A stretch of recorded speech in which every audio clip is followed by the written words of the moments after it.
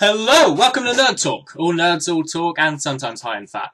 Now, I'm a firm believer in putting myself completely out there when researching and preparing for a new video. So, in honour of my devouring of Willy Wonka and the Chocolate Factory, I will be devouring at the same time this entire pot of Nutella.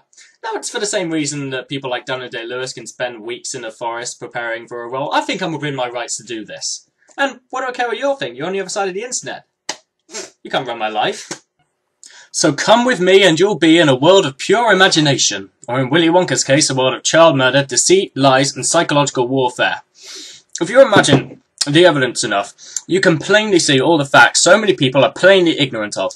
Imagine you're walking down the street, and a man in a red van drives next to you and offers you some chocolate if you get in the van with them. Willy Wonka is that guy in the van when he took acid and became more creative. Now his red van is a huge factory of chocolate operated by tiny orange people in a giant boat on a river of chocolate. Also there's a flying elevator. It's the American dream. But the river of chocolate runs deep with blood, my friends. There is a reason Willy Wonka hid as a recluse for all those years and never showed his face. He snapped years ago.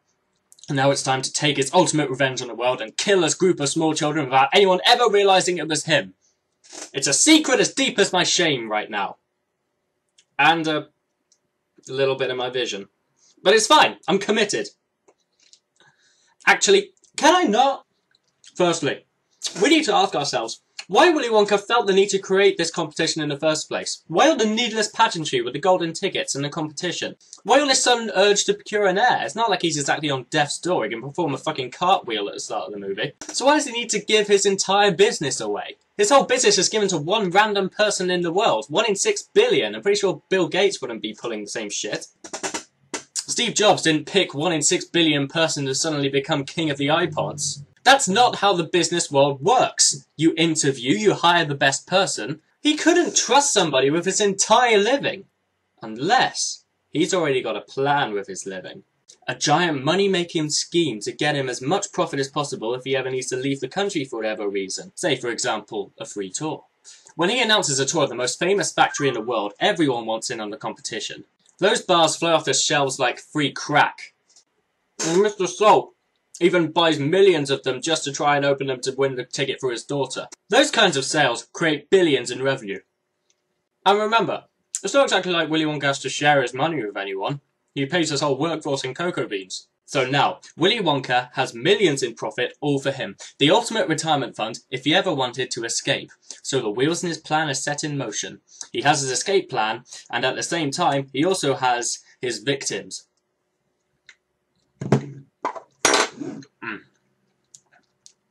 Each one of the kids to be selected for the Carnival of Horrors will have been sized up and analysed by Willy Wonka.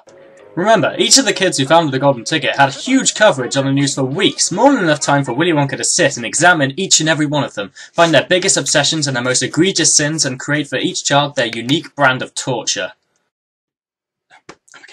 Okay. Every child is picked off in the most creative, way too coincidental and ironic ways that there's no way it could have been an accident. Each situation is perfectly crafted and centred around them. Listen to some of the ways these kids get killed off, and tell me they don't sound like the first drafts of the murders from the serial killer from Seven. A gluttonous fat child nearly drowns in a river of his favourite food. A proud, arrogant girl swells and inflates from her own overconfidence and self-importance. A spoilt and greedy child falls into a giant pit of despair in a search for materialistic gain and lust for objects. And a kid who likes TV gets stuck in a literal fucking TV. How much more do you need? So if you think about it, these children each perfectly represent the 7 deadly sins. So if they're the deadly sins, then what does that make Willy Wonka? That's right, Satan! Willy Wonka sees himself as the personified form of Satan. After years of self-torture and seeing the worst humanity has to offer, humanity stealing his formula, and children getting fat and greedy from his own produce. After seeing this hundreds of times, something in him must have snapped. Now he sees himself as the malevolent punisher of the wicked, the evil, and the unjust. And he sees it as his duty to kill off the worst of humanity. It's not just about killing them, though. Oh no, it's about punishment. He wants them to experience terror and fear for the first time in their lives. Why else, for example, would he build a huge tunnel of terror and death? Everyone who has seen this film always wondered why the hell they felt the need to include a scene involving Willy Wonka coercing the children on a boat and sending them down a tunnel while showing them images of centipedes on faces and noxious gas while he chants a horrific poem reserved for your darkest nightmares. There is no earthly way of knowing action we are going. There is no knowing. Well, the answer is obvious. The river represents the river Styx, the river leading to the underworld, and Willy Wonka is the ferryman, leading the lost souls into the darkness of hell, chanting his demonic incantation. Sorry. That is from the tunnel, not the chocolate. Seriously, why else would Willy Wonka have this in a chocolate factory? It would cost a hell of a lot of upkeep to run a boat and the technology to create this unending tunnel. Why would this affectation be made for the factory? It has nothing to do with chocolate. All that plays is the most terrifying and horrific imagery a person can endure, so it only stands to reason. This boat was made purely to terrify the guests, to put them through unimaginable mental trauma for its own sick amusements. It's been done by serial killers time and time again. Ah! Why? Why would you do that? Oh, God. God, it's purple. Ugh.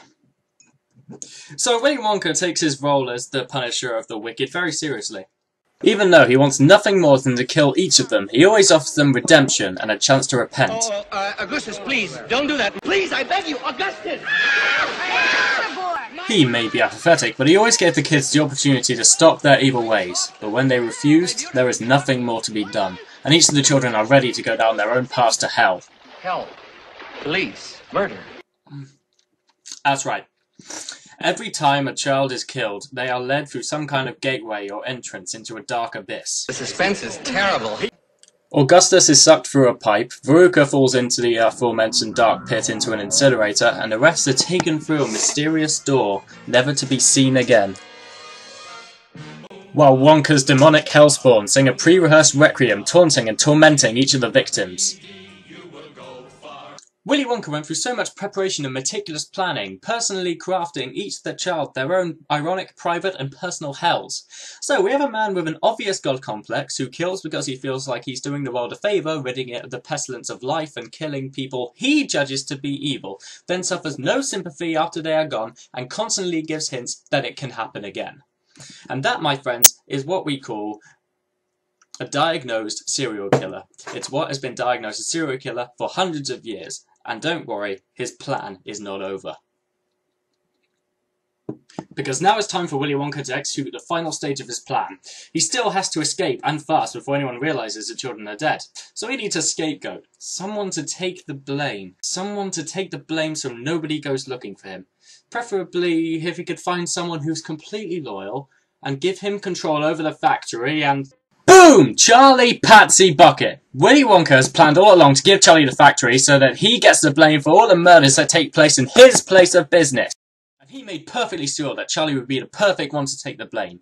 Remember the everlasting gobstopper test? That was a test of loyalty. It's all there, black and white, clear as crystal. You get nothing.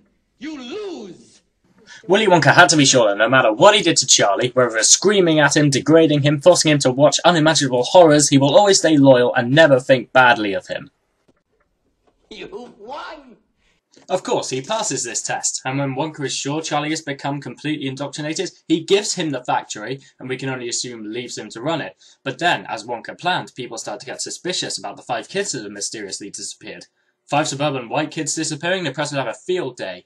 And where was the last place the kids were seen entering? Willy Wonka's motherfucking death factory! And it's the perfect crime because he only appeared in public once. And he's such an insane caricature, no one can possibly believe he is real. The police will have to assume that Charlie made up the Willy Wonka character to throw people off the trail and will surely arrest him. And what's brilliant is Charlie will go along with the whole thing because he's unwaveringly loyal and will assume that Wonka is just testing him again. I mean, why wouldn't you after the insane test that he put him through last time? And even if it doesn't work and Charlie tries to tell the police that it was Willy Wonka who killed all those kids, where are his witnesses? Who would believe him? Even the parents of the kids went and disappeared with them. And the workforce will mind the stones that will never say anything against Willy Wonka. All the police know is 5 children are missing, and the last place they were seen was in the factory that Charlie legally owns. So, in short, Willy Wonka got off scot-free and is now in Lumperland sitting in a hammock sucking on snozzberries, while Charlie's in prison worried that his burly cellmate wants him to suck on his snozzberries. The perfect crime, and irrefutable proof Willy Wonka is the most beautifully dangerous fictional serial killer ever to strike fear into the hearts of children.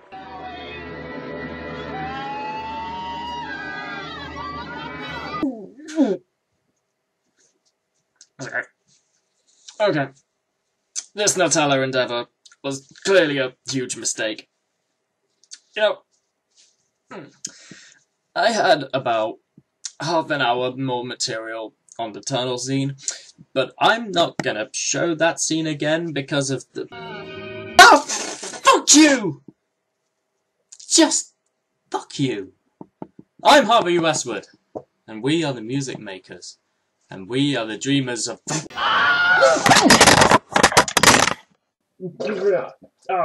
Oh God! Ah, I see death. No, never do this. Learn from me. Learn from my experiences. I don't even like Nutella. A diagnosed serial killer. It's what has been diagnosed as serial killer for hundreds of years. And don't worry, his plan is not over. Fuck, that was a mistake.